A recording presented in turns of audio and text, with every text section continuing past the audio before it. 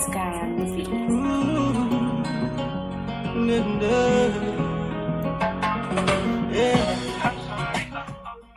Bonjour la famille. Mbote mingi na kati na kolo.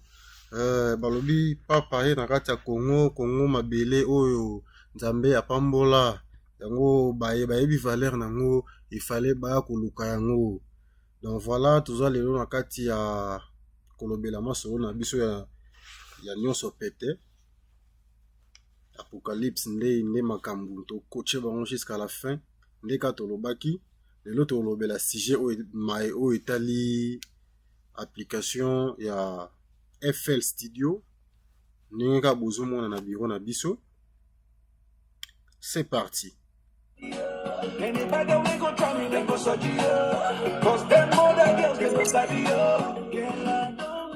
Voilà application na biso ya FL Studio ya ngoyo efungwami nenga bozomona. Me happy do anything for you. Can if not to die, I will die for you. Cause this is reality. I'm sorry. I'm sorry. This is reality. Chanel Rack, oyo babengi mona komwa Chanel Rack. Yango neza piste oyo permettra biso to installer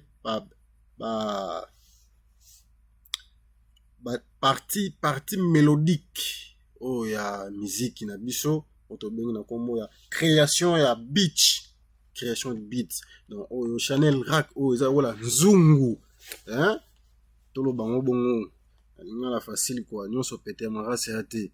Donc Chanel Rack o eza wala nzungu. Donc nzungu munene o lamba ba donc o ezo lamba ba elamba mosuni ya munene. Dado kota mungu akoti mafuta akoti mai akoti pilipili akoti d'épices nyonso to avant na kata Chanel Rack yena za nzungu wa musique. Maintenant to kende ko luka sko ba partie mélodique na biso pona ko créer beat. C'est parti.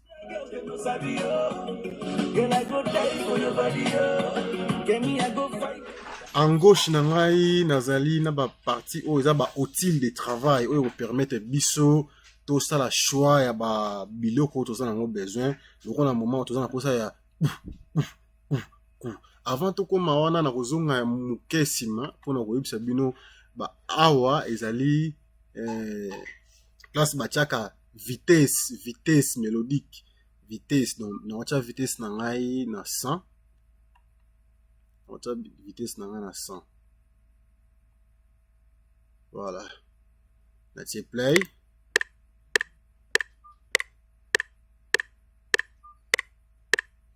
Oyo azali symbole arithmétique. Aza symbole arithmétique. Sko nagele koluka. Toke na mopanzi ya nangai ya gauche naza na pack. Ofungoli pack oyo.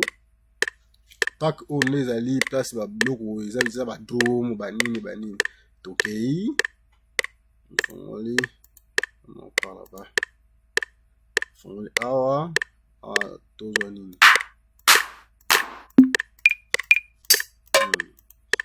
et tozo kick